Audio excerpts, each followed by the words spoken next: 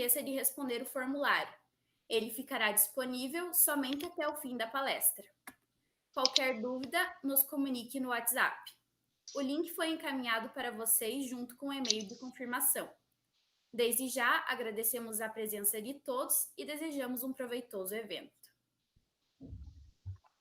Bom, boa noite, pessoal. Meu nome é Roberta, sou integrante do Grupo PET desde o ano passado e é com muita satisfação que a gente faz esse evento para vocês.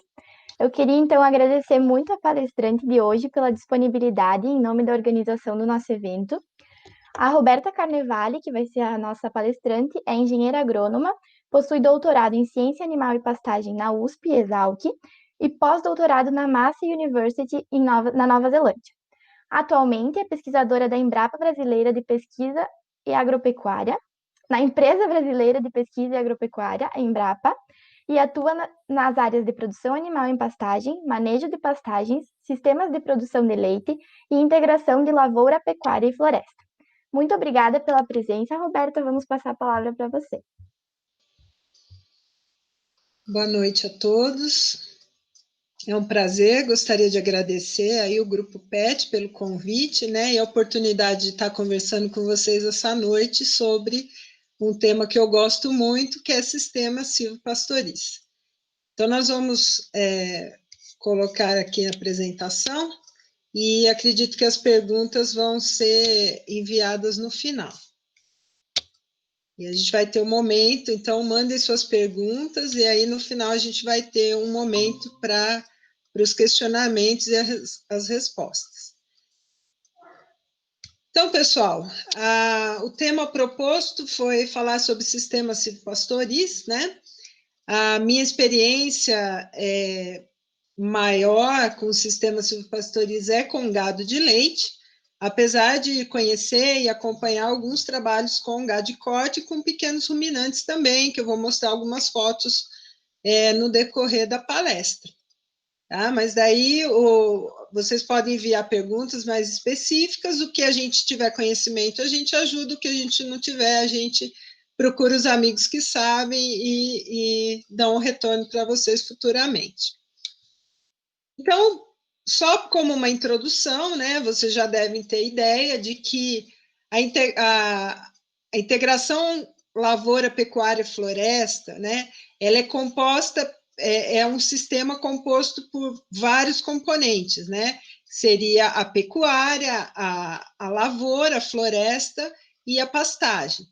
Nós vamos falar de uma parte do sistema de integração lavoura, pecuária, floresta, que é a integração entre árvores, pastagem e animais, conhecido como sistema silvopastoril. Então, o sistema silvopastoril é a combinação de árvores, que vezes é chamada de floresta, quando essa árvore tem mais a questão de... tem mais a característica silvicultural de produção de madeira, né? E ela pode ser uma árvore também que não tem essa característica de ser ou é chamada de floresta, né? De ser chamada de floresta, por ser uma espécie frutífera, mas ela apresenta faz o mesmo serviço, né? Ela apresenta a mesma utilidade, que seria a questão da fazer o sombreamento, aumentar a renda do produtor, enfim, ela presta o mesmo serviço que a árvore madeireira. Só que uma questão de nomenclatura, né, algumas espécies madeireiras são chamadas, né, como sistema com floresta, e as espécies frutíferas, elas acabam sendo classificadas como lavoura. Né? Mas isso é questão de nomenclatura. Na prática, a gente tem que pensar em qual a utilidade de cada componente, né? Então, seguindo aqui, a primeira pergunta que as pessoas fazem é: qual que é o modelo de sistema silvopastoril que eu devo seguir? Qual o modelo para Santa Catarina? Qual o modelo para Rio Grande do Sul? Qual o modelo para Minas? Eu digo para vocês, para começo de conversa, para a gente não se prender a modelos, tá? Porque se tem uma característica que é fundamental na integração lavoura, pecuária, floresta, ou no sistema silvopastoriz, ou no sistema agro-silvopastoril, é que ela é personalizada, ela é montada de acordo com as particularidades de cada situação, né? Porque cada propriedade é uma propriedade diferente, cada produtor tem uma característica diferente, né? Cada região tem um clima, tem o relevo, né? O próprio interesse dos produtores, né, em produzir, eu tenho mais interesse em produzir madeira, eu tenho mais interesse em produzir fruta, eu tenho mais interesse em produzir animal, eu tenho interesse em produzir leite, enfim. É preciso conhecer exatamente aquilo que o produtor pretende, o que ele tem na propriedade dele, quais são as facilidades, quais são as dificuldades, e modular um sistema de acordo com essas características, né? Então, se a gente pensar uma propriedade completamente diferente da outra, né? Então, qual que é a função de nós técnicos, né? Vocês, a maioria deve ser estudantes, vocês são os futuros técnicos. Qual a obrigação de vocês? Conhecer as particularidades do sistema, conhecer quais são as opções que são possíveis de fazer a integração e gerar um modelo que é específico para aquela propriedade, ou um sistema de produção específico para aquela propriedade.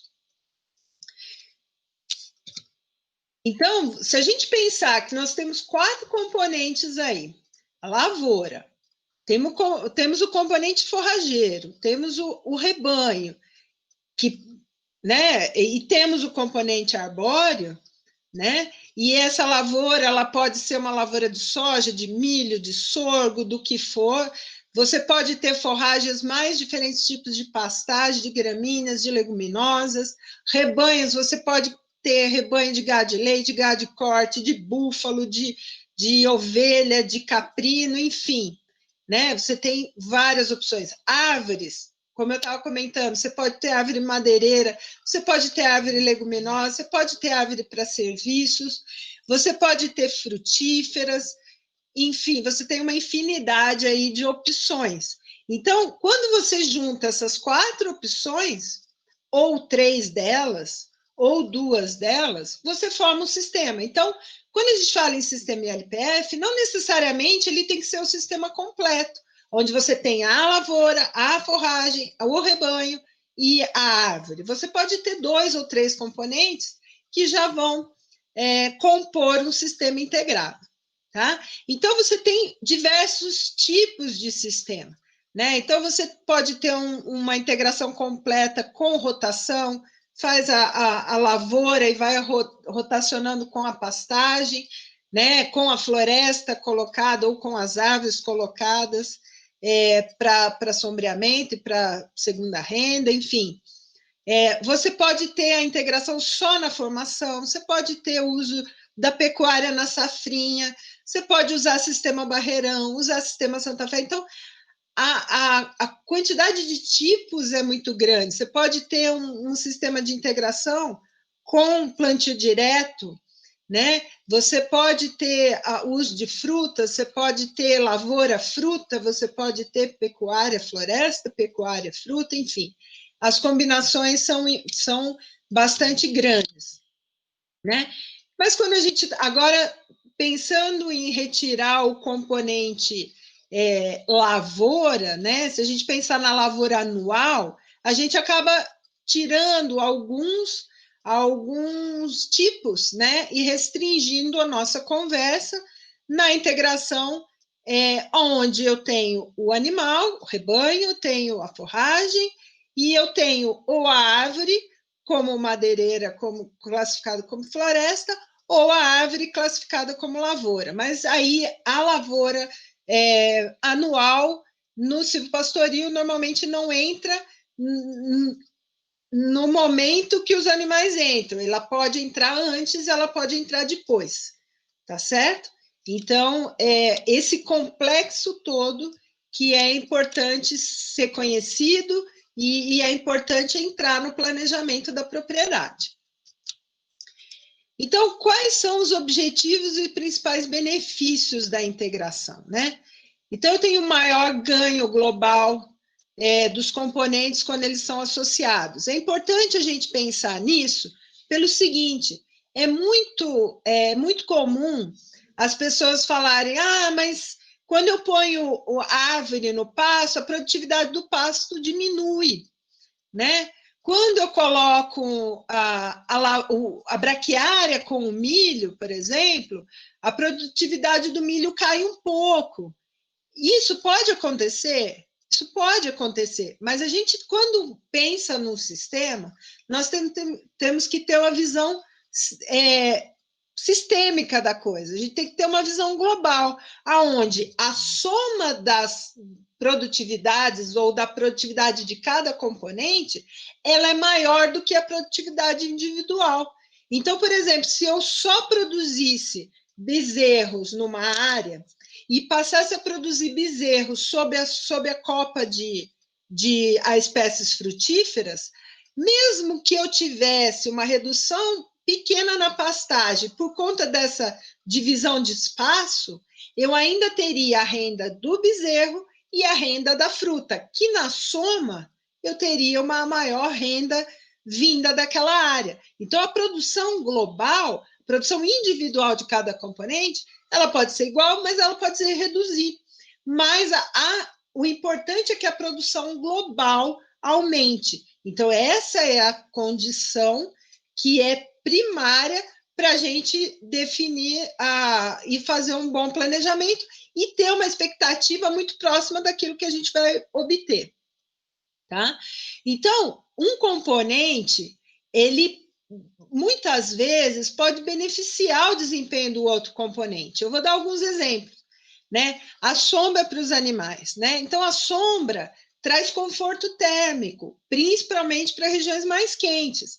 Talvez a maioria de vocês esteja vendo a transmissão aí do sul do país, né? E falar, não, mas aqui não tem muito problema com o calor.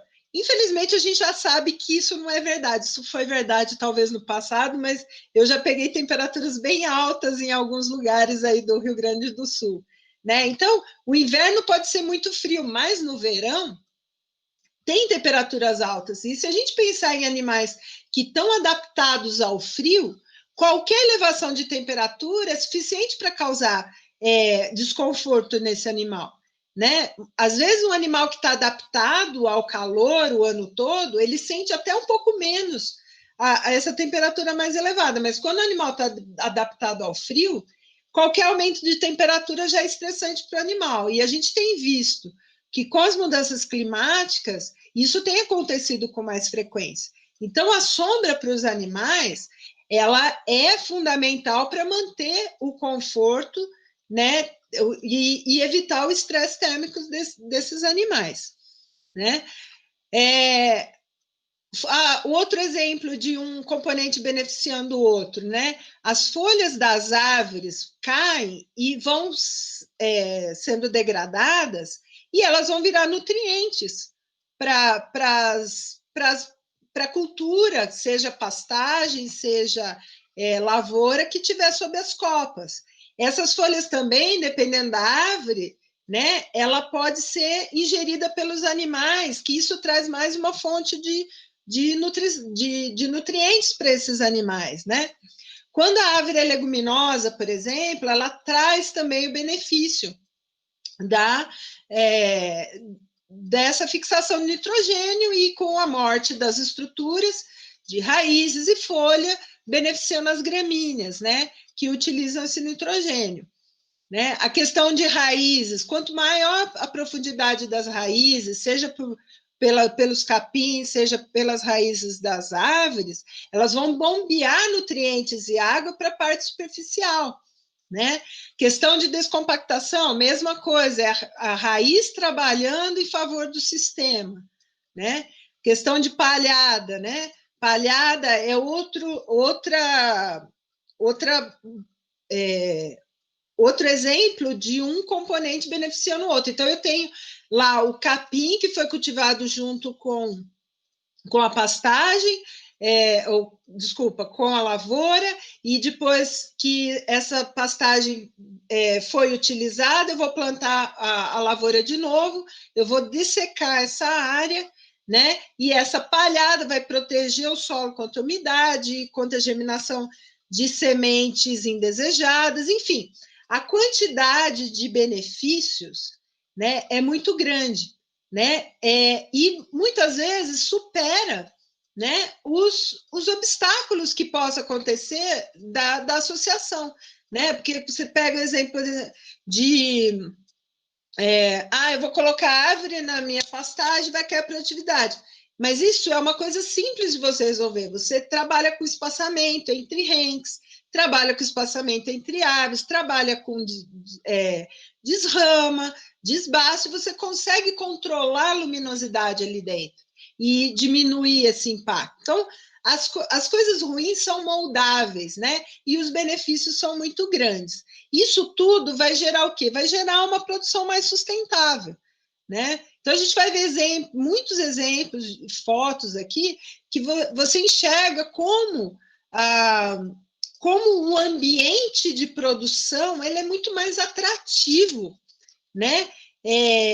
Para o consumidor hoje, que é um consumidor exigente em termos de qualidade de produção, em termos de criação, de bem-estar animal, né? Ninguém quer comprar um leite ou uma carne de um animal que foi judiado, que passou estresse, que teve dificuldades, né?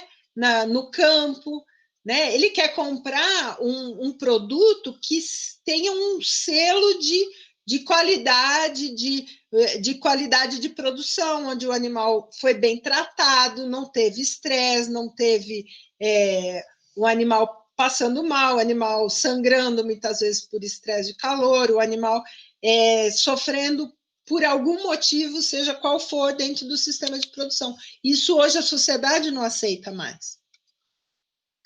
Então, assim, para exemplificar, né? Eu gosto dessa foto porque é um jeito interessante de enxergar como é que os nutrientes se distribuem aí no perfil do solo. Então, se vocês perceberem, esse perfil aí está com 2 metros de profundidade, né? E vejam que você consegue nitidamente enxergar a raiz do capim, né? E aí o pessoal do Dia de Campo colocou essas bolinhas indicando os nutrientes, e é exatamente isso que acontece. Essas raízes vão levando esses nutrientes em subsuperfície, elas vão bombeando outros, né? Porque a partir do momento que a raiz é formada, ela está cheia de nutrientes, quando ela morre, esses nutrientes passam a fazer parte daquela porção de solo. Questão de matéria orgânica, então tudo isso melhora a qualidade do solo, melhora a nutrição e a fertilidade do solo. Tá? E aí a gente tem uma série de exemplos, né, para mostrar para vocês, né? Então aí é um sistema pastoril com pinho cuiabano, né? Esse aí é um exemplo lá do Mato Grosso, onde eu trabalhei muito tempo. Então você tem aí gado de corte com pinho cuiabano. Nesse caso, acho que eram linhas triplas, né? Então espaçamentos de 20 metros. Mas poderia ser linhas duplas com espaçamentos menores, maiores? Pode. Tudo vai depender do seu objetivo, né? Esse aqui é um exemplo com ovinos, né? Também você vê que vocês conseguem perceber que o espaçamento entre linhas, nesse caso, é menor, mas o espaçamento entre renques é menor, mas você não trabalha com linhas múltiplas, você está trabalhando com linhas simples, né, para não ficar tão adensado e não prejudicar o pasto. Você tem sistemas de integração com caprinos, né? Você tem integração de frutas com bezerros, né? Então você vai adaptando as árvores, adaptando o sistema conforme a demanda. Se eu tenho um animal que é mais baixo, que é de porte menor, eu posso trabalhar com espécies mais baixas, né, de porte menor, com diâmetro de tronco mais fino, né, ou menor. Se eu tenho animais maiores, mais brutos, né, mais pesados, eu não vou poder trabalhar com árvores pequenas, vou ter que trabalhar com árvores maiores. Então, tudo isso a gente tem que levar em conta na hora de decidir quais os componentes a gente vai escolher. né? Então, aí é um exemplo também de bovinos, né, leiteiros. Esse aí são vacas em produção, também lá no Mato Grosso, com eucalipto, né? Aonde você tem, nesse caso aqui, dessa foto, espaçamentos menores, né? E ao lado você tem, depois eu vou mostrar mais, você tem espaçamentos mais abertos, né? Aonde vai depender do teu objetivo aquilo que você vai escolher, né? E você tem uma infinidade de opções aí, né? Em termos de madeiráveis, você pode trabalhar aí, você tem a grande maioria, né? Se a gente pensar em distribuição do sistema silvopastoril com espécies madeiráveis, hoje a gente tem aí mais de 40% dos sistemas implantados com eucalipto. Por que isso? Porque o eucalipto tem mais comércio, o eucalipto vai bem de norte a sul, o eucalipto já tem uma silvicultura conhecida, então as pessoas se sentem confortáveis em plantar eucalipto. O eucalipto é rápido, ele tem várias funções aí, ele pode ser usado para madeira, ele pode ser usado para energia, ele pode ser usado para material de compensado, essas coisas, né? Então, ele tem vários usos, celulose, enfim, ele tem vários usos, né? E isso torna a planta mais, uma opção melhor para qualquer região do país, né? Mas a escolha tem que ser baseada na condição local, né? Eu tenho mercado, então todo mundo planta eucalipto, eu vou plantar também. Não é assim, né? Eu tenho mercado para eucalipto na minha região, né? Quem está disposto a pagar por esse eucalipto? Esse eucalipto vai ser usado para ser queimado numa caldeira, ou ele vai ser usado para tirar tábua, fazer madeira, né? Numa serraria, né? Para que vai ser usado? Quem compra? Tem mercado? Eu como produtora, estou disposta a cortar, a plantar e cortar esse eucalipto a cada 4, 8 ou 12 anos, né? Todas essas perguntas têm que ser feitas, e em função da resposta é aquilo que a gente vai conduzir. Então, aí em seguida você vê teca. Teca já é uma árvore que tem um alto valor agregado, mas ela vai ficar no campo 20 anos, né? Então, será que eu tenho mercado para isso? Será que na minha região eu tenho fertilidade para esse tipo de planta? Né? Eu vou ter para quem vender? Eu tenho condições de fazer o manejo que ela pede, né? Então, todas essas perguntas têm que ser feitas no planejamento, né? Então, é por isso que é importante a gente pensar não num modelo que alguém vai trazer de graça para a gente e tá aqui o modelo, plantem isso, né? E sim entender os porquês. Por que eu escolho uma teca e não escolho um mogno? Por que eu escolho uma fruta e não escolho o eucalipto? Né? Ou por que eu vou escolher o eucalipto e não uma glicídio? Enfim, eu tenho que conhecer todas as opções para poder saber aquilo que eu quero, que vai atender a demanda do produtor, tá certo? Então, se a gente pensar em termos de produção animal, né, integração, quais são esses benefícios mais específicos, né? Então, a primeira coisa é o aumento do conforto animal, né? Então, esse aumento do conforto pode muitas vezes levar a aumento de produção, né? Então, e se não levar ao aumento de produção, pelo menos você está fazendo um sistema mais, vamos dizer assim, eticamente correto, em termos de uso de animais para produção, e além disso, você vai ter uma segunda renda com aquela árvore.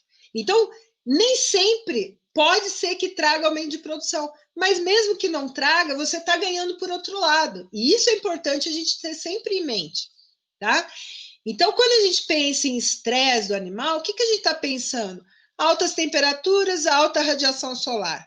né? Se a gente pensar em termos de Brasil Central, essas temperaturas batem 35 a 45 graus, o que é extremamente estressante para o animal. E não só animal de aptidão leiteira, mas animal de gado de corte também sofre com esse calor, né? Se a gente for aí mais para a região, né, que a maioria de vocês está, no sul, também acontece momentos, né, épocas do ano, não é direto, porque vocês têm um período de frio muito intenso, mas vocês ainda têm períodos de calor que isso causa estresse para o animal. Então, fazer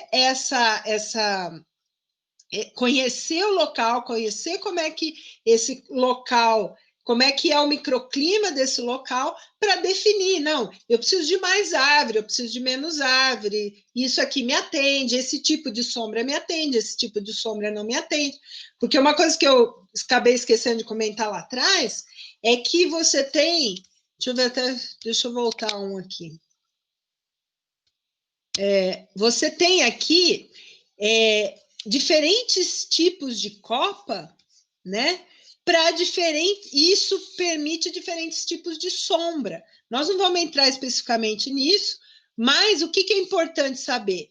Que quanto mais aberta a copa, quanto mais as folhas mais grossas, folhas mais largas, folhas maiores, como é o caso daqui debaixo desse pau de balsa aqui, que tem as folhas bem grossas, ela provoca um sombreamento muito grande. Então, árvores desse tipo, que tem copas mais abertas, elas têm que ser mais espaçadas, para que ela não prejudique o pasto.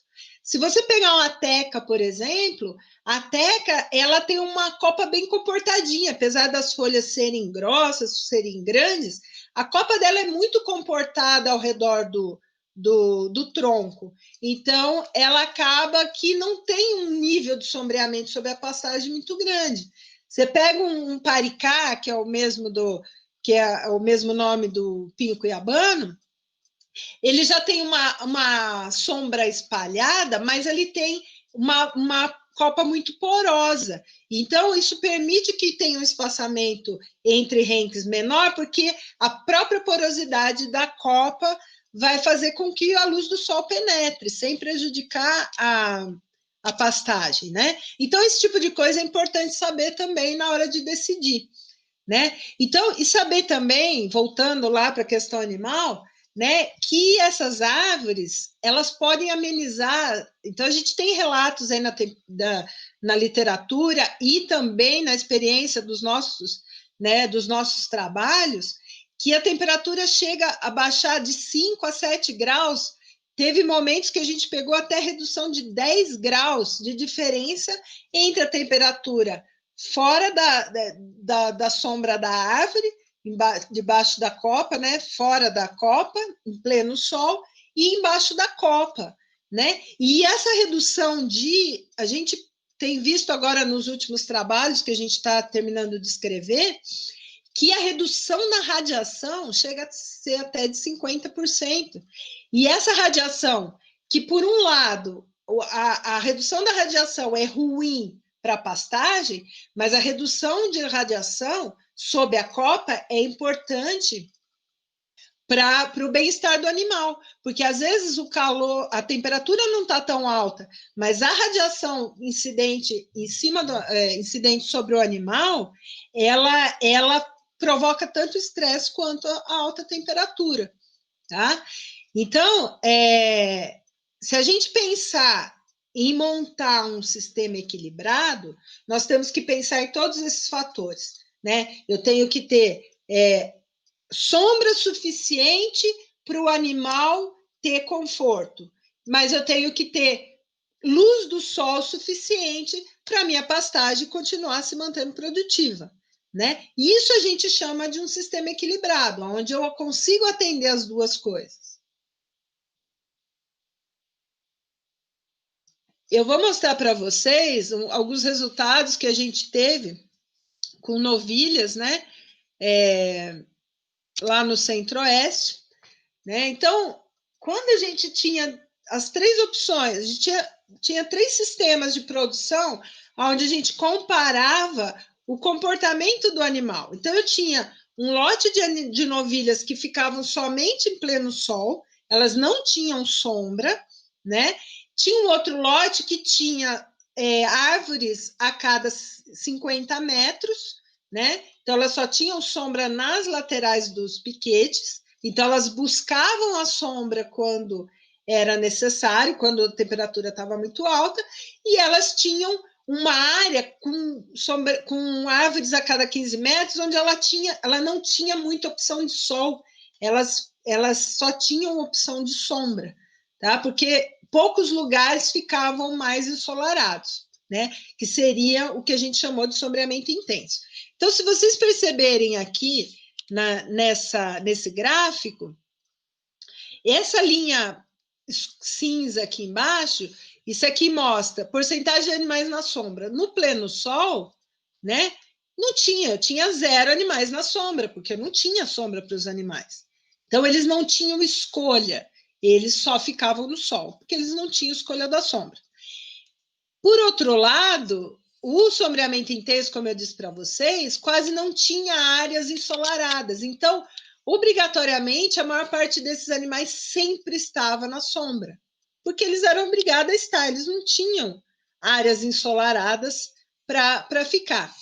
E o vermelho, que é o interessante aqui da gente olhar, é que ele tinha sombra e ele tinha sol. A partir do momento que ele tem a opção de escolha, ele foi ao longo do dia optando por estar no sol ou por estar na sombra. Então, vocês percebam que, à medida que o dia foi amanhecendo, né? Então, começou às 8h30 a avaliação, tinham poucos animais na sombra, né? À medida que a temperatura foi subindo, que o sol foi vindo a pino, a quantidade de animais, a porcentagem de animais, a sombra foi aumentando, até que meio-dia a maior parte dos animais estavam à sombra, né? E eles permaneceram lá até 2h30 da tarde, né? Que é a hora que a temperatura está mais alta, né? E eles só voltaram, a gente vai ver no outro gráfico, eles só voltaram para o sol porque eles queriam pastejar, né? E aí eles voltaram para o sol, terminaram o pastejo, eles voltaram para a sombra até terminar o dia. Então, vocês percebam que o animal vai atrás da sombra, né? Então, não há necessidade de colocar uma quantidade muito grande de árvores se o seu propósito é sombra.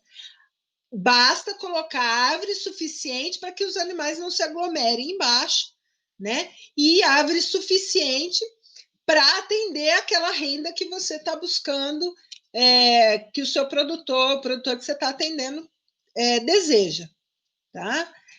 Então, essa foto aqui exemplifica bem o que os animais que não tinham árvore, apesar dessas árvores que vocês veem aqui no fundo, né?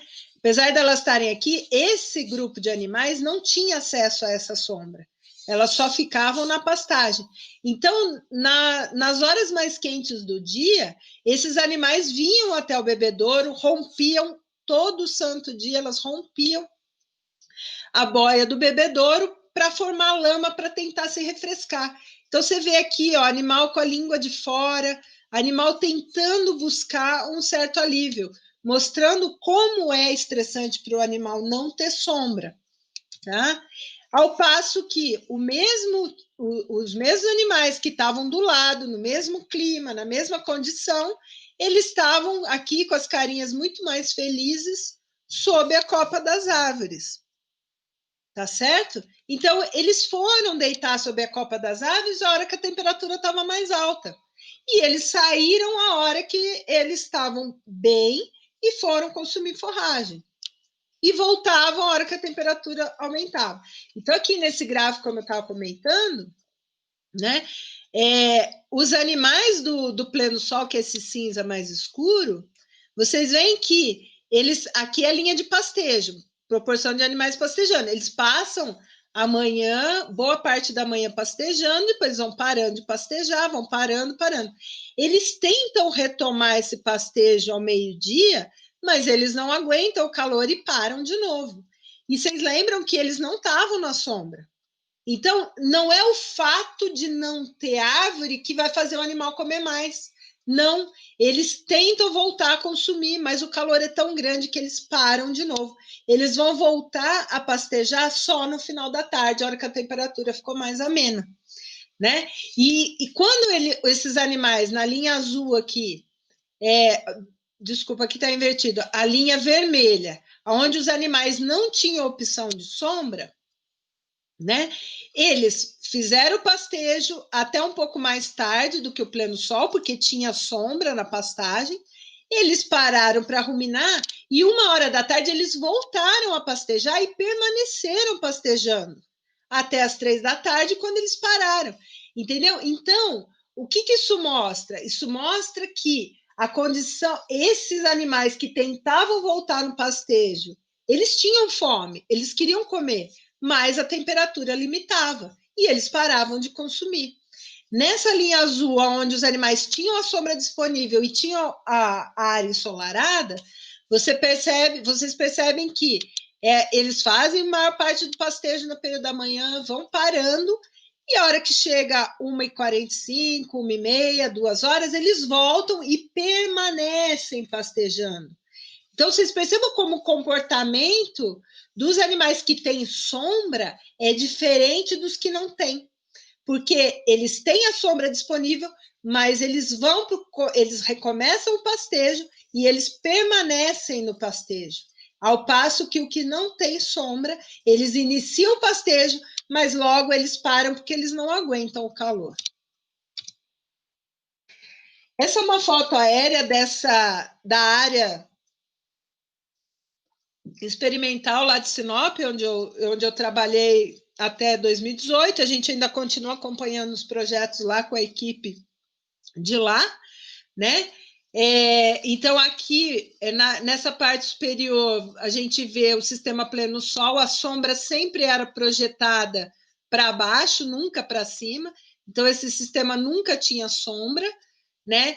Esse era o sistema com sombra lateral, onde os animais se refugiavam aqui nessa sombra, né? O plantio era leste-oeste, então essa sombra não ia para dentro da pastagem, ela só ficava embaixo da árvore, porque o sol ele corre assim, em cima da linha de árvore, né? Ele não está correndo assim, né? Onde sombrearia um lado e o outro.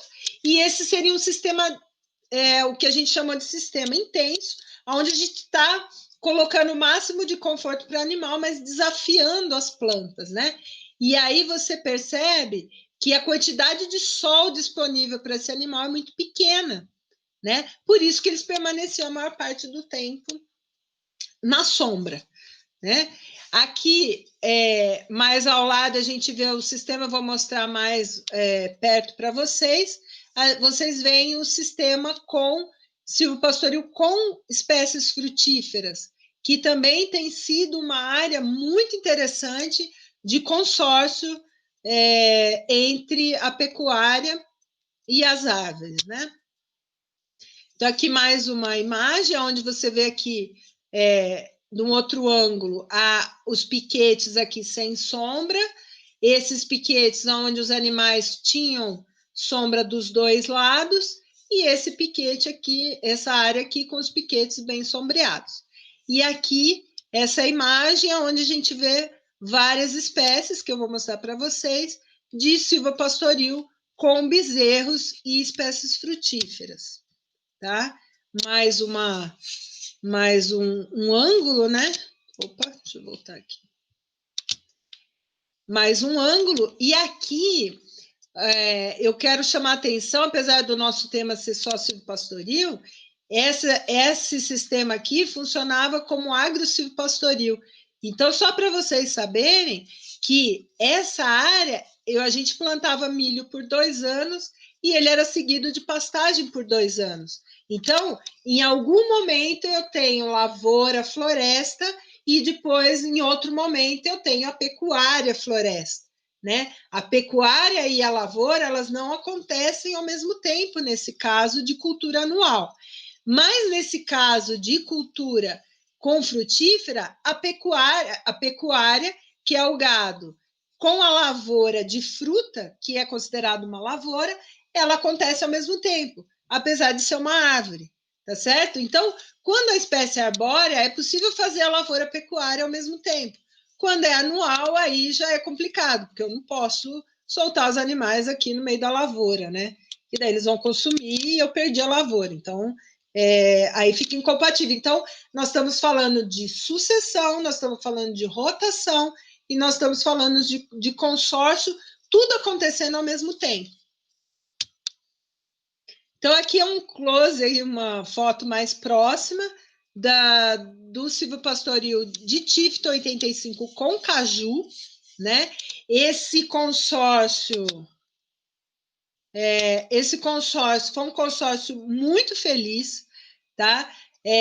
Eu já soube que a gente trabalhou aí com bezerros leiteiros, né? Mas ele poderia tranquilamente ser trabalhado com bezerros de corte, né? São árvores aí de 6 metros, então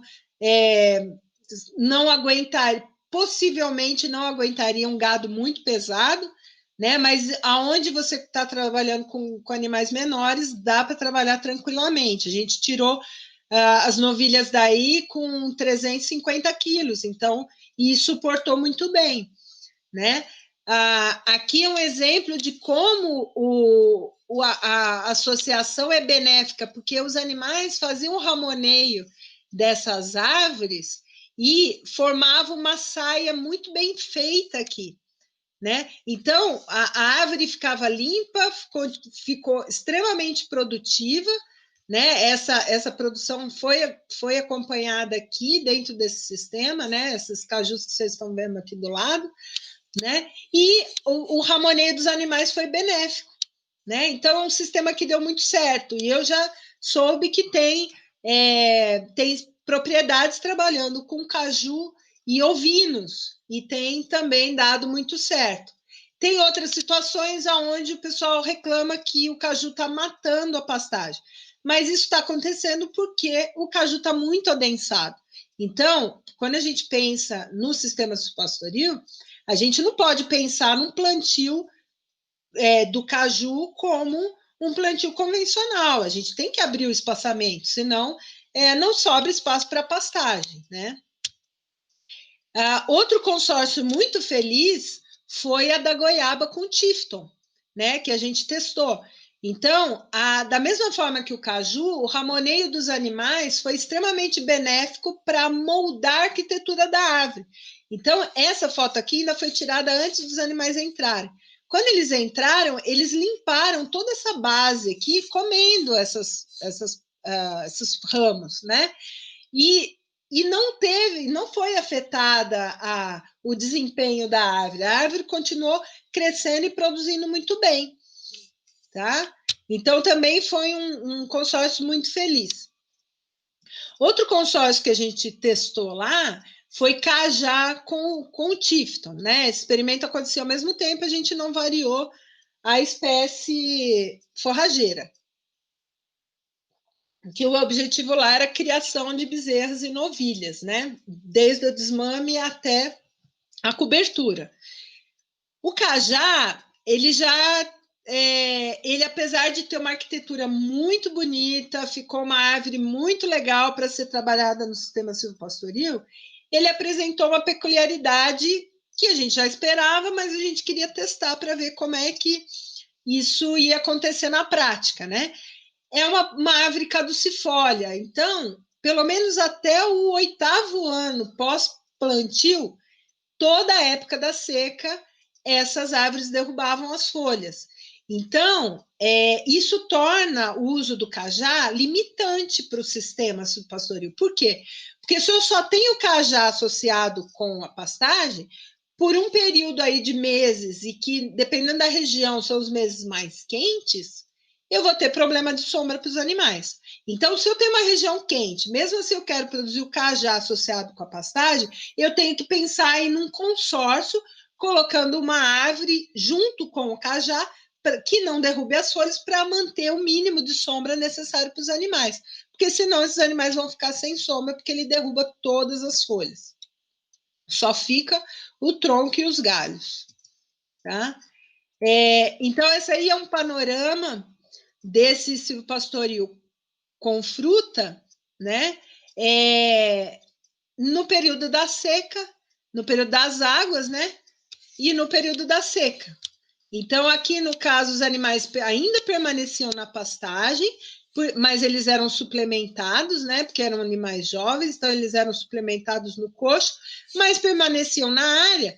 Por quê? Porque eles ainda tinham um pouquinho de pasto aí seco, mas tinha um pouquinho de pasto, e tinha a sombra das árvores. Então, esses animais eram criados soltos, né? Muito diferente de muito sistema de produção de leite que trabalha com esses bezerros presos em piquetes pequenos, muitas vezes em áreas cobertas, num ambiente úmido, né, trazendo vários problemas de casco, de aglomeração de animal mamando no outro, por conta de aglomeração, de diarreia, enfim, esses animais eram criados soltos e a gente não teve problema de diarreia, não teve problema de animal mamando no outro, porque eles tinham área suficiente para fazer o pastejo e não ficar em aglomeração, né? Aqui eu copiei do YouTube, né? A palestra vai ficar disponível aí para vocês. Depois, por curiosidade, pesquisem lá, né? Esse aqui que para o caso de quem está aí no sul é muito interessante. Eu acho que, na minha opinião, esse sistema vai dar muito certo com gado também, tá? Que é oliveira, né? Silvopastoril com oliveira. Eu acho a arquitetura da árvore muito interessante. Eu deixei o link desse grupo de trabalho aí que mostra essa reportagem. Eles estão em fase final de experimentação com resultados muito bons, né? Porque pelo lado do cultivo de oliveira, você não gasta com herbicidas, né? Você não tem que ficar passando trator na área, limpando, então todo um custo que você não tem, né? Quando você coloca os animais. E para o lado dos animais, eles têm sombra, eles têm pastagem, né? Eles podem ter até alguma fruta que cai, que eles vão consumir, pode consumir alguns ramos e tudo certo, tá? Então, é um sistema bastante promissor. Aí que eu acho que vai ganhar muito espaço aí no sul do Brasil e em regiões onde é possível cultivar oliveira, né? Aqui em Minas, a gente tem algumas regiões que são possíveis de serem cultivadas, né? A maior parte não dá, mas algumas regiões a gente tem oliveira e é muito interessante que elas sejam trabalhadas dessa forma, né? Aqui eu coloquei outro caso interessante, não se prendam à imagem, eu só printei a tela, né? Também tem aqui o link aqui embaixo, né? Que é a associação de ovelhas com uvas, né? Aí eu achei interessante porque esse caso aí é no Nordeste, mas eu achei interessante porque no sul do país você tem muito cultivo de uva, né? Então, e por que não associar as duas coisas? Né? Então, esse link aqui mostra também um grupo que está trabalhando, que tem resultados bem interessantes. Né? Eu vi uma vez uma reportagem de lixia com gado de corte, mas eu não consegui achar o link. Mas é só vocês procurarem que vocês vão achar. Tá? Outro consórcio que a gente testou, só que esse não foi muito feliz, né? Foi a acerola com a pastagem, né? Foi usado o Tifton também, só que quando a gente associou quando a gente colocou os animais, o que aconteceu foi isso. Os animais gostaram de consumir a árvore, né? Então o ramoneio nessas árvores foi muito pesado, né? Então esses animais acabaram quebrando muito essas árvores, destruindo, né? E essas árvores acabaram não sendo produtivas, ficaram com ramos arrastando no chão, enfim, não foi um consórcio que funcionou, né? Mas nós da pesquisa estamos aqui para isso, para testar todas as opções e dizer ao produtor o que funciona e o que não funciona. Nesse caso, a acerola, que a gente achava que era uma promessa, acabou não funcionando. Tá? Então, falando um pouquinho das interferências, né, ou das incompatibilidades, essa foi uma incompatibilidade, né, de sistema onde os animais danificaram a árvore, né, o que inviabiliza o sistema. A gente não recomenda essa associação, tá? Outra interferência é quando você tem um nível de sombreamento muito alto. Veja aquela questão das copas que eu comentei no início. Olha, esse aqui é o pau de balsa, que tem uma arquitetura diferente do pinho cuiabana que está aqui ao lado. Vejam a pastagem que está sob essa copa e vejam a pastagem que está sob essa copa do pau de balsa, né? Então, essa pastagem que está sob o pau de balsa, ela já não existe mais, porque o nível de sombreamento é tão alto, né, que a pastagem não existe, enquanto que essa aqui, com o mesmo plantio, com o mesmo adensamento, por ter uma copa diferente, ela já permite o crescimento de mais pastagem, né? Aqui outra imagem, né? Mostramos quando esse nível de luminosidade bloqueado pelas árvores é muito alto, a pastagem fica ralinha, fica improdutiva, e não é isso que a gente quer no sistema, porque nitidamente essas árvores estão prejudicando o pasto, né? Então, num sistema como esse, então eu não posso pôr pau de balsa junto com pastagem? Não, mas você tem que abrir o espaçamento. Não dá para plantar com esse adensamento de árvores, porque ele vai acabar prejudicando a pastagem, né? Outra situação é o ataque. Isso é muito comum, gente. O ataque dos animais às árvores, tá? Então, muito se especula sobre isso, tá? Uns falam que é porque o animal está com deficiência de fibra, por isso que ele vai lá roer a casca da árvore. Porque o animal quer se coçar. Porque é isso. Porque é falta de nutriente, falta de sal mineral. Eu posso garantir para vocês que aonde foi tirada essa foto, né, não tinha deficiência de alimentação, de fibra, de sal, não tinha nenhum tipo de deficiência. E os estudos de comportamento, as avaliações de comportamento que a gente fazia, mostraram para a gente que os animais gostavam de arrancar a casca da árvore por esporte, tá? Então, eles iam lá, né? Eu até brinco com o pessoal, por que a gente estoura plástico bolha, né? Ninguém ganha nada com isso em ficar estourando plástico bolha, mas a gente quer estourar. É só ver um saco de plástico bolha, a gente começa a estourar plástico bolha. Então, não leva a nada, mas a gente faz, talvez é desestressante, não sei. Eu sei que os animais, eles deitam e ficam descascando a árvore por nada. Normalmente eles não comem, eles não ingerem aquilo lá, mas eles descascam, deitados, em pé, enfim. Então, pode ser por deficiência? Pode, mas pode ser por nada também. E a gente já percebeu que alguns clones, né, principalmente o eucalipto que tem mais estudo, alguns clones são mais atrativos, outros menos. A gente ainda não sabe bem por quê. Se tem algum componente na casca que atrai ou que repele, isso ainda é um campo totalmente aberto para ser estudado. Tá? E por quê? O que atrai, o que repele e por que os animais fazem isso, né? Agora, o que é importante a gente entender? Que os animais vão atacar essas árvores, desde que não mate a árvore, né? Eles vão atacar até 1 metro, 1,5 metro de altura. Então, se tiver que perder uma porção, né, principalmente se for madeira para serraria, você precisa de uma qualidade de madeira melhor, você vai perder essa parte da árvore e vai aproveitar o restante, né?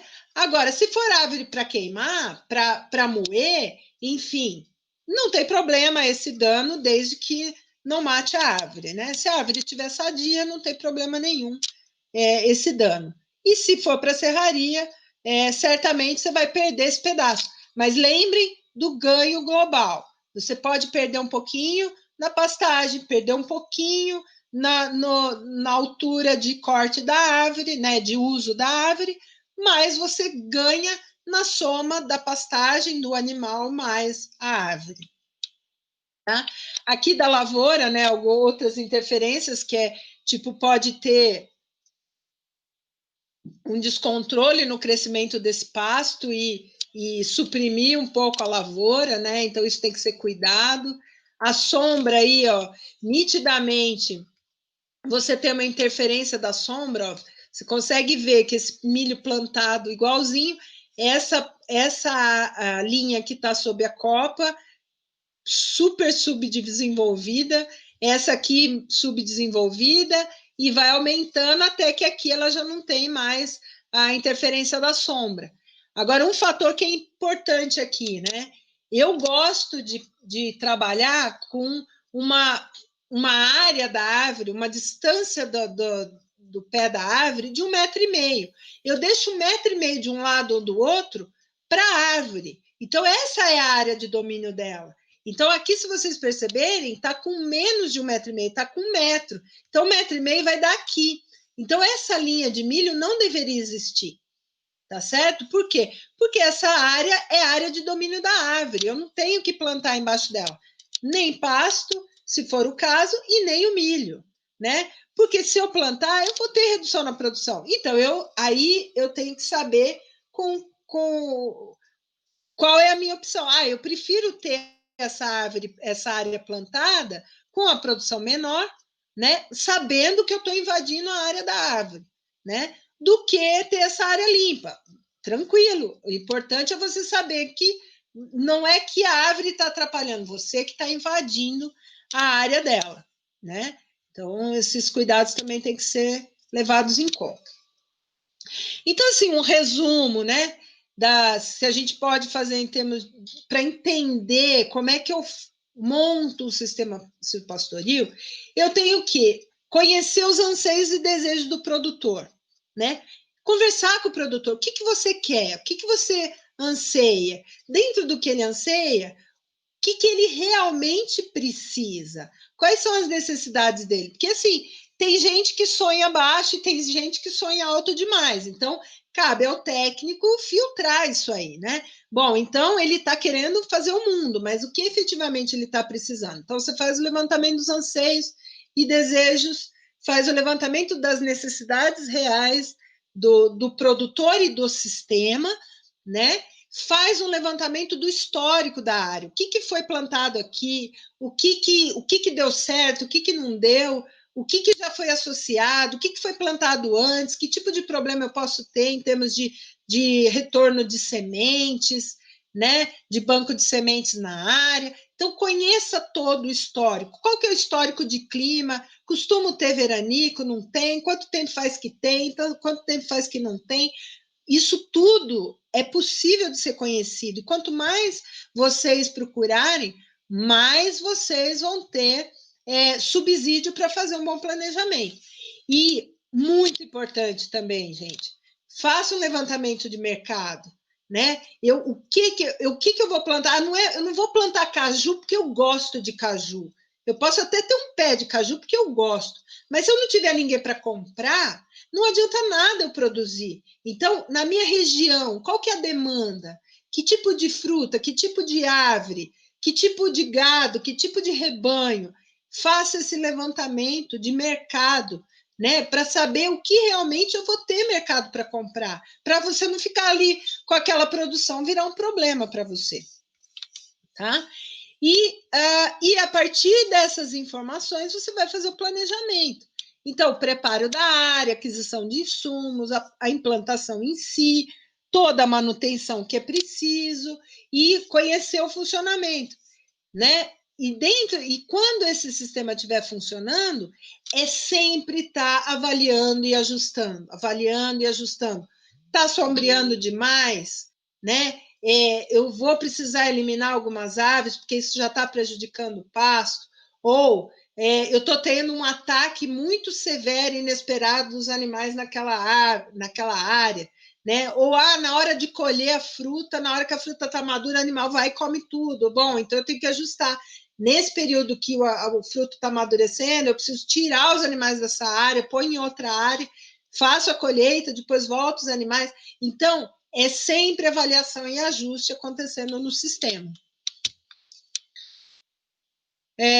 Então, essa área, essa aqui é uma foto aérea, né, daquela área que eu expliquei para vocês, e eu vou só mostrar para você uma sequência de fotos para vocês enxergarem a evolução do sistema, né? Porque o sistema, ele não acontece, né? Quando a gente está pensando em sistema subpastoril, eu não posso pensar do dia para a noite.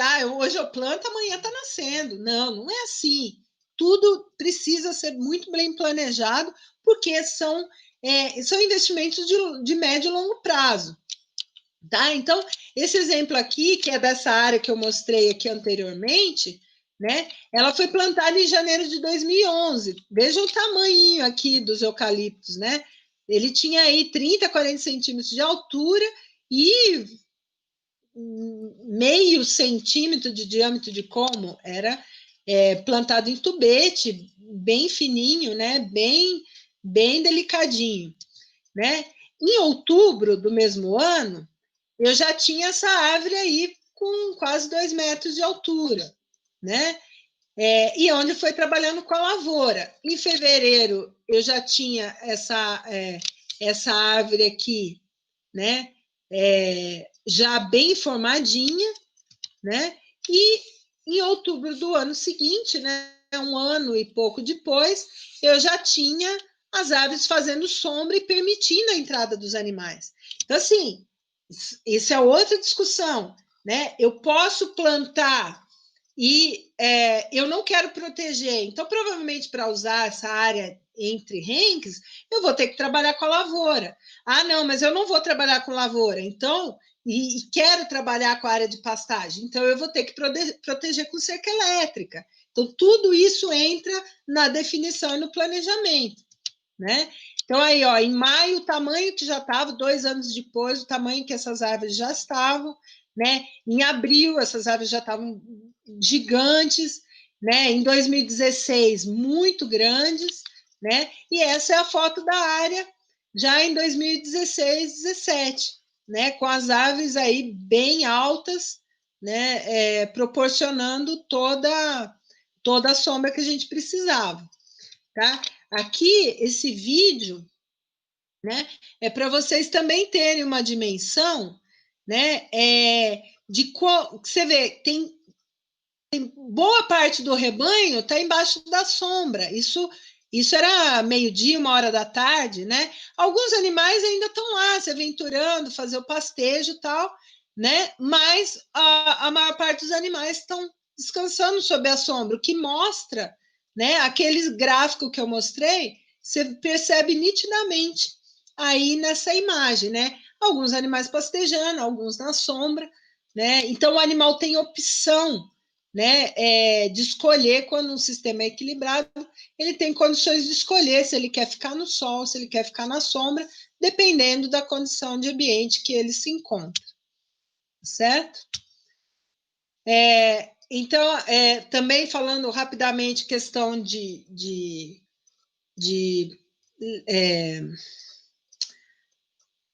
direcionamento, né, dos rankings, né? Então, eu posso, se eu quero a sombra somente sob as copas, eu vou plantar leste-oeste, né, para acompanhar o caminhamento do sol. Se eu quero que essa sombra caminhe na área, como está esse exemplo aqui da foto, né, e como está esse esquema aqui do porfírio, eu vou plantar norte-sul. Então, a sombra vai sendo projetada para um lado, para o outro da pastagem, né? E quando a sombra é projetada em vários ângulos da pastagem, é importante que esse espaçamento seja maior para não ter um excesso de sombreamento na pastagem, tá certo? Agora, e aí, eu escolho o quê? Eu escolho plantar norte-sul, eu escolho plantar leste-oeste, o que eu escolho? Como regra, você vai plantar em curva de nível, né?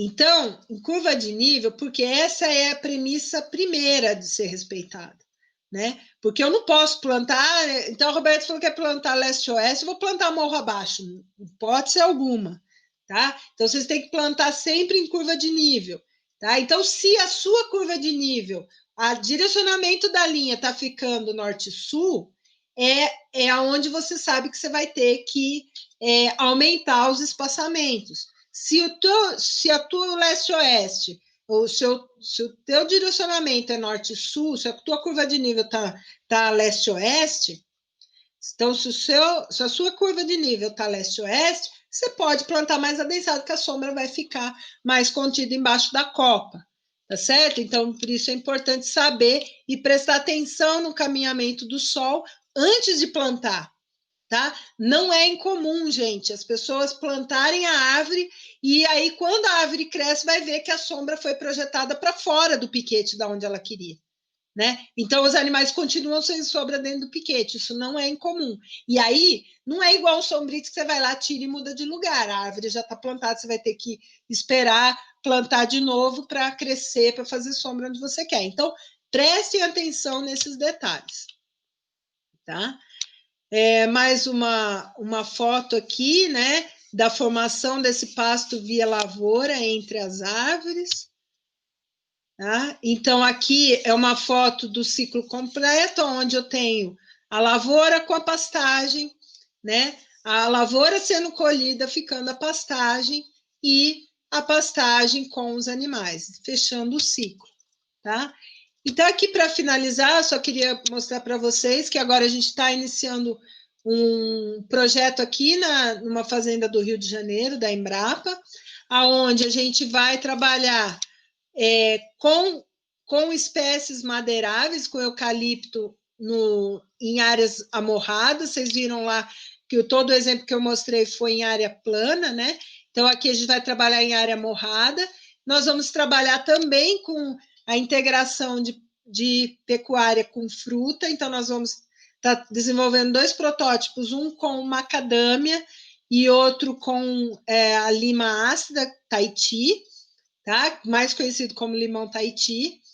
E também, ao mesmo tempo, nós vamos estar trabalhando com uma área onde a gente vai medir a compatibilidade de 32 espécies arbóreas, tá? Então, 16 delas são para madeira e serviço e 16 delas são frutíferas.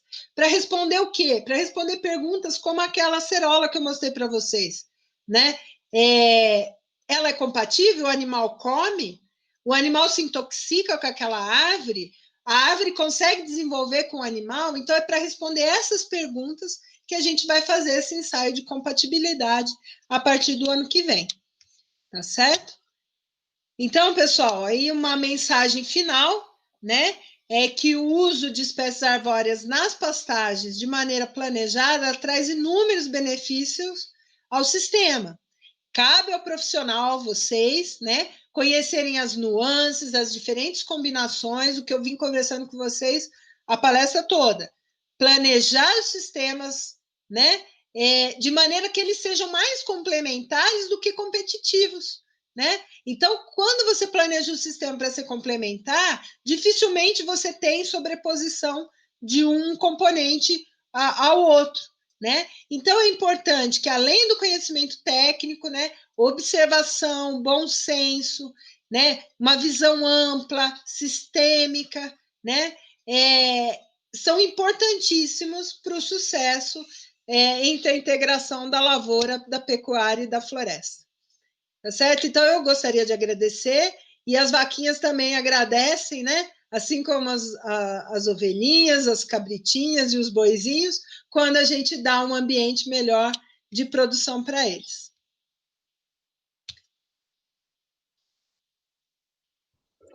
Bom, então eu queria te agradecer, Roberta, a palestra foi excelente e eu aproveitei muito, tenho certeza que todo mundo que estava participando também. Eu separei algumas perguntas que o pessoal mandou, a gente pode fazer elas? Sim. Então tá. A primeira pergunta: o sistema silvipastoril pode ser implantado em toda a área da propriedade rural? Veja bem, diante de tudo que nós conversamos, né? Se a resposta eu consigo colocar eu tenho uma área de produção de silagem. Eu posso usar essa área, eu só produzo silagem lá, eu posso otimizar essa área, né, para produzir com integração? Pode. eu posso associar com uma pastagem, usar essa pastagem na entre-safra, né? Eu tenho uma área de pastagem com bezerros, né? Eu posso ter uma integração ali? Posso. Eu posso estar associando com uma leguminosa, com espécies arbóreas compatíveis, e aí eu tenho mais uma fonte de renda ali naquela área. Então, veja bem, você não vai ter um sistema de integração lavoura, pecuária, floresta, igual para a área toda, mas o conceito você pode trabalhar na área toda, desde que eles sejam mais complementares que competitivos, tá certo? Então, posso usar na área fazenda toda? Sim, se eles atenderem ao propósito de cada área. Então, cada área que você estiver trabalhando na fazenda, você pergunta: é possível ser complementar e não competitivo? É possível. Se a resposta for sim, beleza, pode associar. Se a resposta for não, bom, então vamos ver, né? É melhor ficar com esse cultivo isolado aqui, né? E não utilizar para outra coisa. Então, é importante você fazer sempre essa pergunta. Então, a segunda pergunta é do Gabriel. Ele pediu se no sistema silvipastoris com eucalipto é obrigatório a poda de tempos em tempos. Então, veja bem, eu não sou especialista em árvore, eu só conheço as árvores por trabalhar, ter a convivência e ter os experimentos e tal. Então, o que a gente aprendeu com os colegas, né? Porque a gente sempre trabalha em equipe, o que a gente aprendeu com os colegas em relação ao eucalipto é o seguinte: uma primeira desrama é necessário ser feito por quê? Porque aqueles galhos que ficam à altura do animal, muitas vezes o animal vai lá, quebra e puxa, e isso vai descascando a árvore. E isso prejudica a qualidade da madeira. Então, é interessante que seja feito. Tem árvore, tem clones que desramam sozinhos, né? Que os galhos simplesmente secam e caem, e eles têm essa desrama sozinha. A desrama mais, vamos dizer assim, uma desrama de melhor qualidade, onde você faz a primeira desrama 1,5 m, depois faz a segunda desrama, a terceira desrama, ela é muito mais relacionada à qualidade da madeira que você quer. Então, você só vai gastar dinheiro, recursos humanos e tal, para fazer desrama, naquelas situações onde você precisa de uma madeira de alto valor agregado. Por quê? Porque você fazendo a desrama, você vai eliminar aqueles nós que aparecem na madeira que perde o valor da madeira. Então, se eu estou mandando essa madeira para a serraria, para uma madeira mais nobre, para um uso mais nobre da madeira, sim, é interessante que você faça essas desramas, pelo menos 3 desramas aí, né? E vá subindo essa copa.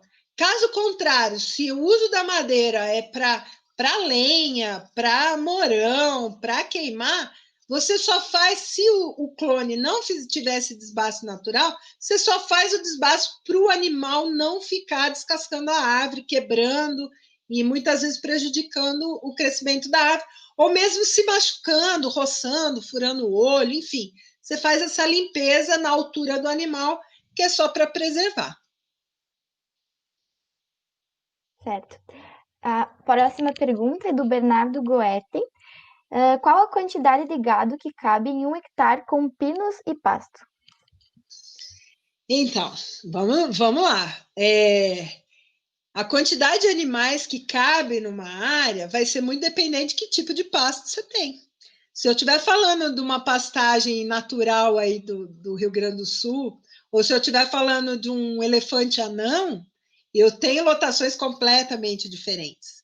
Se eu estou falando de uma área com 50% tomado por árvore, ou uma área com 100 árvores por hectare, eu estou falando de outra lotação.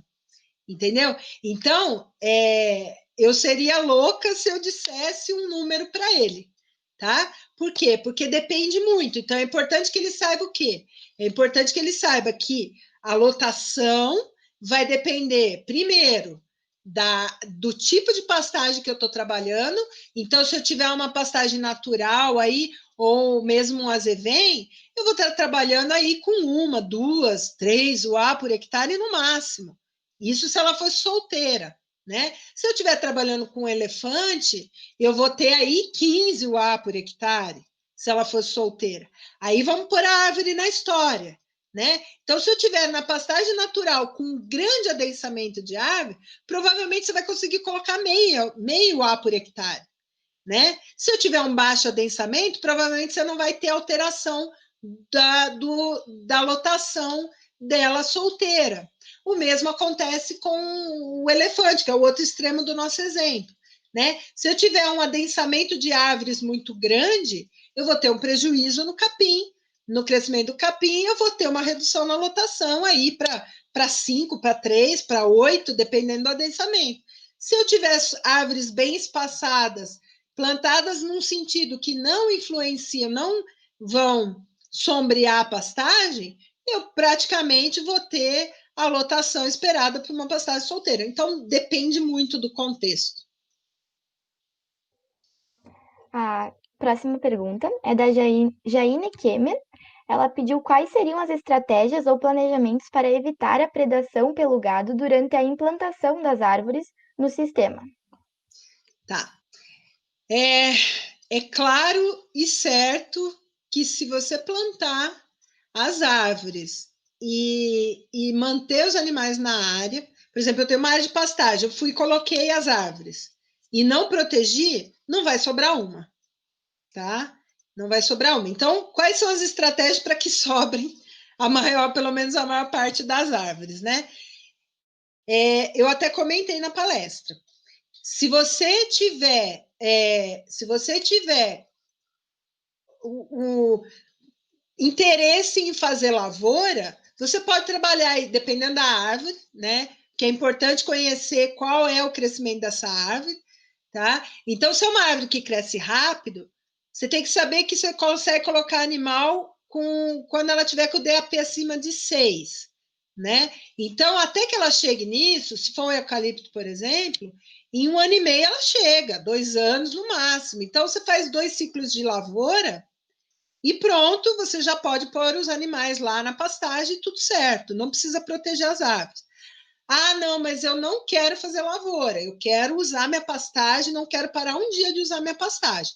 Então, você vai fazer as linhas de árvore, você vai dar 1,5 metro, não é 1 metro, 1,5 metro de distância da linha de árvore, passar uma cerca elétrica muito bem feita, porque se eu fizer uma cerca elétrica porcaria, com baixo choque mal funcionando mal, não vai proteger. Os animais vão forçar, porque eles são curiosos, eles vão forçar a seca, não vão tomar choque, eles vão destruir a árvore. Quebrou a ponteira da árvore, já era, se perdeu a árvore, tá? Então dá 1,5 metro e faz uma cerca decente, uma cerca muito bem feita, com choque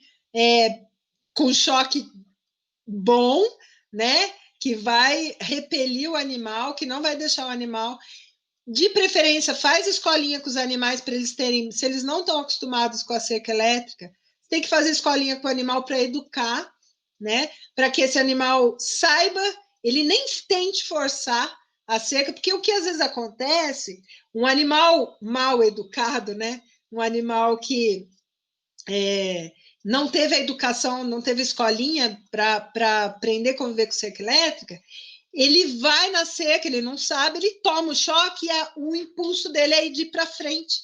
E ele acaba atropelando a seca, toma choque, atropela, pisa em cima da seca, e leva tudo no peito e acaba destruindo as árvores, entendeu? Então é importante, se o animal não conhece cerca elétrica, faz a escolinha, tem aí milhões de vídeos na internet, tem pessoas que atendem aí e podem ensinar, faz o cercadinho, faz a escolinha com a cerca elétrica, porque daí ele vai ter medo de ir na cerca. Ele vê a cerca, ele tem medo, ele sabe que ele vai tomar choque, ele não chega perto. Então, 1,5 metro não dá para a vaca pôr a cabeça e pegar a árvore, tá? Isso garante que as suas árvores vão estar protegidas. E é muito importante ter em mente que a fase de implantação das árvores tem que ser cuidado, não pode deixar a árvore no meio do mato. Porque quanto mais no meio do mato ela ficar, maior a chance dela não sobreviver, maior a chance dessa árvore não ter um crescimento satisfatório, ficar mais tempo tendo que ter essa manutenção de cerca, tal, que tudo isso custa dinheiro. Então, quanto mais limpo tiver ao redor da árvore, né, com o acero bem feito, né, com a proteção da cerca elétrica, mais rápido essa árvore cresce, mais rápido você pode liberar os animais para a área sem a cerca. Só um comentário, Roberto, é que uma estratégia interessante, principalmente para aquelas áreas onde eu vou continuar usando a pastagem, é plantar a linha de árvores ao redor da cerca. Quando eu tenho piquetes, e piquetes que não são tão grandes assim, de 500 metros, são piquetes aí com largura de 50 metros, 80 metros, enfim, 30 metros, planta na própria beirada da cerca, né? Como era aquele exemplo que eu mostrei para vocês. Planta na beirada da cerca, porque aí você não gasta com 2 cercas, você gasta só com uma cerca, protegendo aquela árvore, né? Não precisa cercar os 2 lados daí. Plantou nas beiradas da cerca, passa um fio uma cerca elétrica para proteger. Quando essa árvore já estiver grande, você tira aquela cerca elétrica e o convívio passa a ser tranquilo. A próxima pergunta é do Ed. Pediu, para que se possa incluir o animal no sistema silvopastoril, é necessário, em média, quantos anos? Então, isso vai depender da velocidade de crescimento da árvore e da estratégia de proteção que você escolheu, né? Então, se você tem uma área que você plantou, você tem o pasto já formado, você plantou a linha de árvores e protegeu, no dia seguinte você pode continuar usando o pasto, né? Você não vai ter a sombra, porque a sombra vai depender da velocidade de crescimento da sua árvore. Eu vou dar um exemplo. Essa área de eucalipto que vocês viram aí nas fotos, o eucalipto foi plantado, que vocês viram lá, com 40 centímetros de altura. De espaço em espaço, eu plantei uma árvore de castanheira. Com 1 metro de altura tinha a muda da castanheira. Com 2 anos de idade, o eucalipto já estava com 12 metros de altura e a castanheira estava com 1,20 m de altura. Tá? Isso está dizendo o quê? Está dizendo que se eu tivesse um sistema com castanheira, tinha passado 2 anos e a árvore tinha saído de 1 metro para 1,20 m. E se eu tiver com eucalipto, ela saiu de 40 centímetros e foi para 12 metros. Entendeu? Então, o sistema vai ter sombra disponível, né? De acordo, né? O tempo para ter sombra disponível no sistema, ele vai ser de acordo com a árvore que você optou e com a velocidade de crescimento dessa árvore, tá? A próxima pergunta é da Maria Eduarda. Sobre o projeto Carne e Carbono Neutro da Embrapa, considera-se ser o futuro da pecuária? Quais são as limitações para a implantação desse projeto?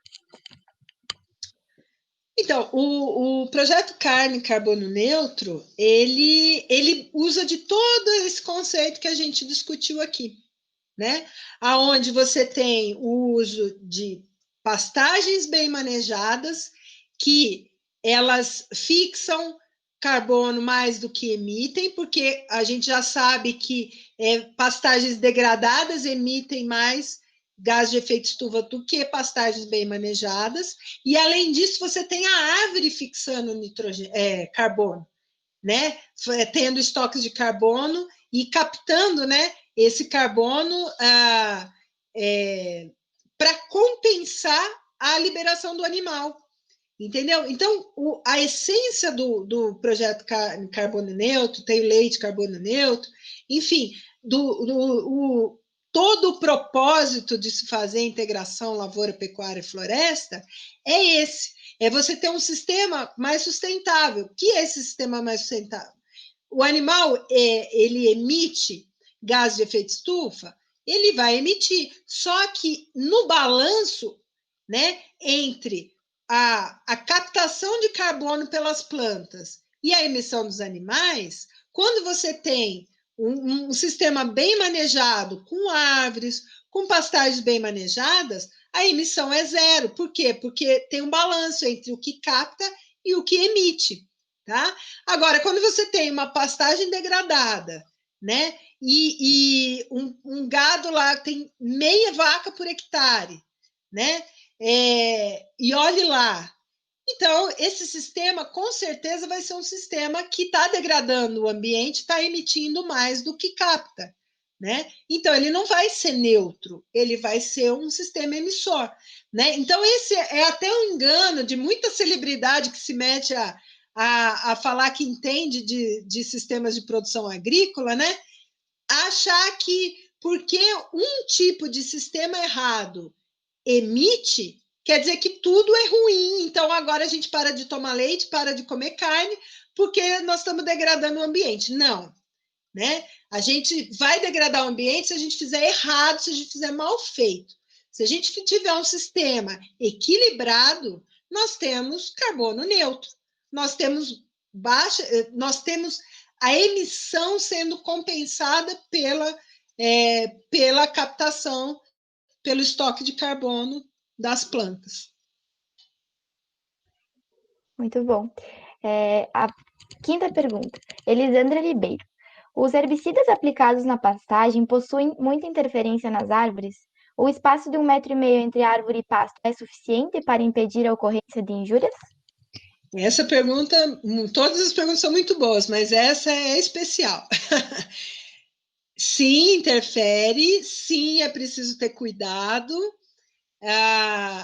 porque principalmente por causa de deriva, né? Porque quando você faz aplicação de herbicida, né? Principalmente quando você trabalha com o sistema completo, você vai dissecar uma área, né? E a hora que você passa com o pulverizador, ele vai derivar, né? Vai ter deriva daquela solução dessecante. E isso pode afetar a árvore, sim. Então, existem maneiras de mitigar esse problema, né? Quais são elas? Você tem bicos e protetores de jato, né? Que você coloca no pulverizador para direcionar o jato e não ir na árvore.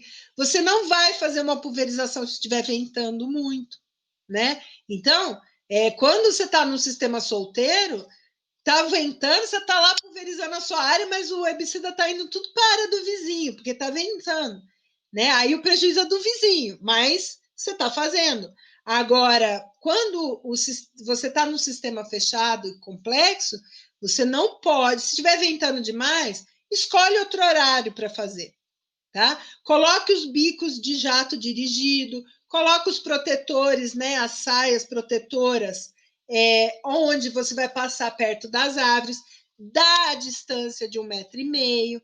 Só 1,5 m não resolve nesse caso. Se você estiver tendo deriva, mesmo 1,5 m vai levar esse herbicida para as árvores e pode até matar a árvore, dependendo do estágio que ela tiver de desenvolvimento, tá?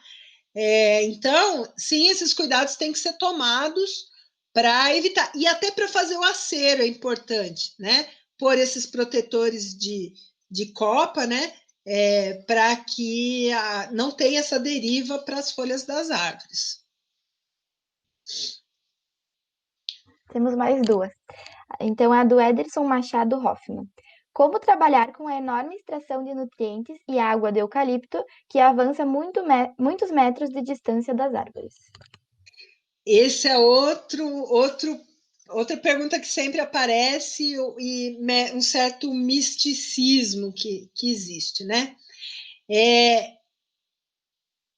Eu estou para dizer para vocês que naquela área, isso é resultado de pesquisa, de anos de pesquisa, aquela área com mais eucalipto foi a área que o pasto permaneceu verde por mais tempo.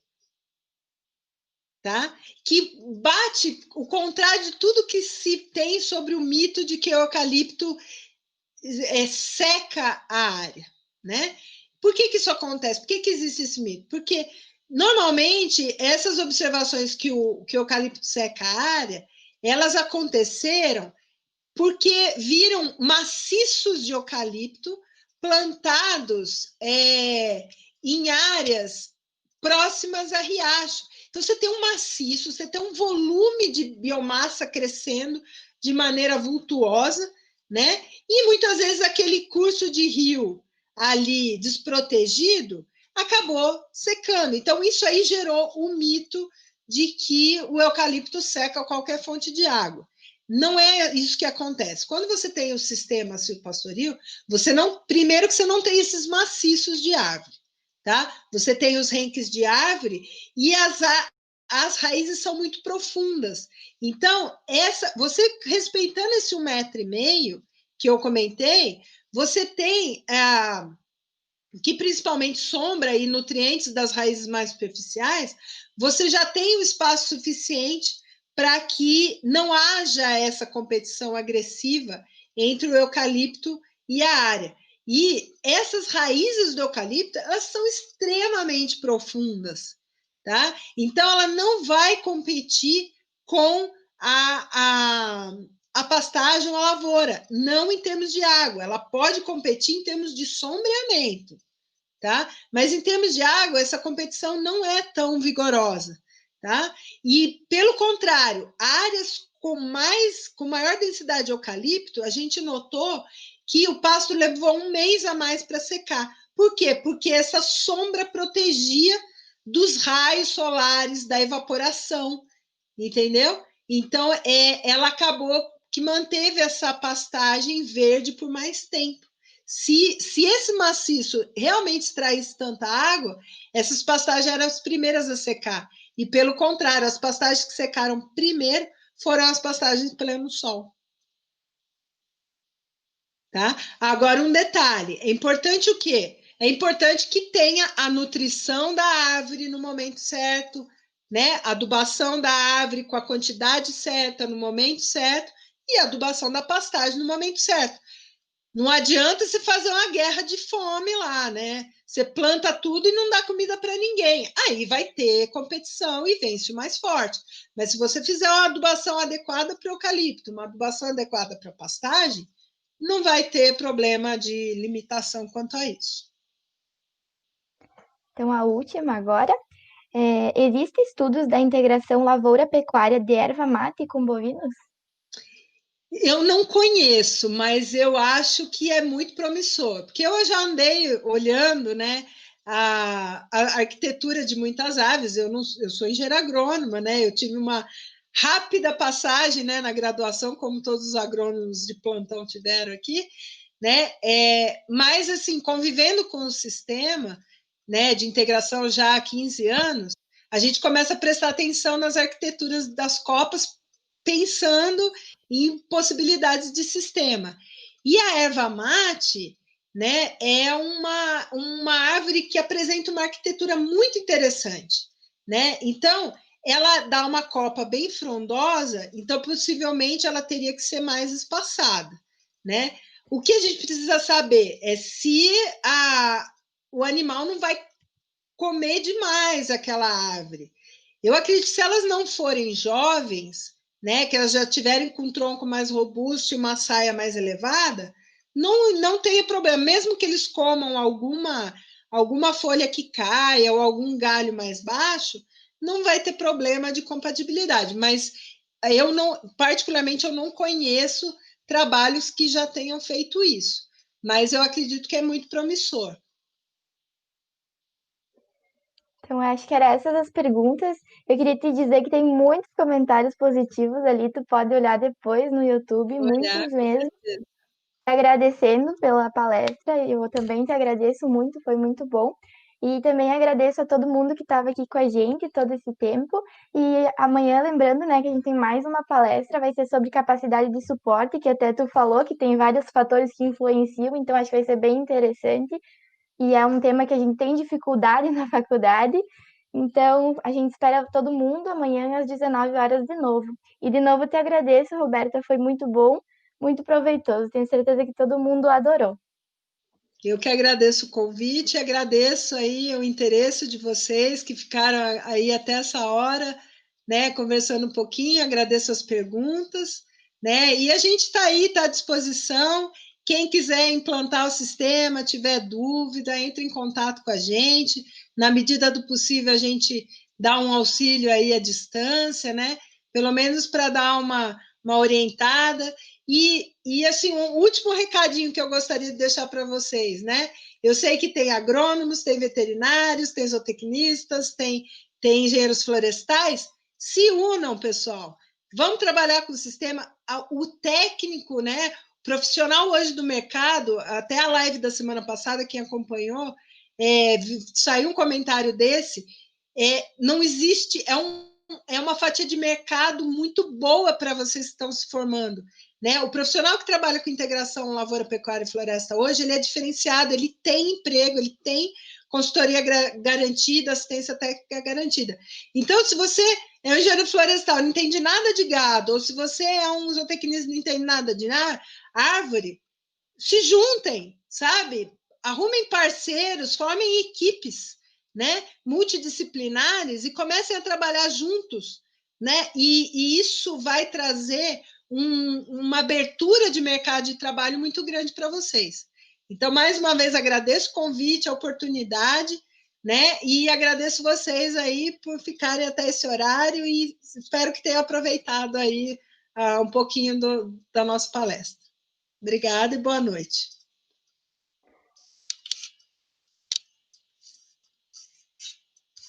Vamos esperar ele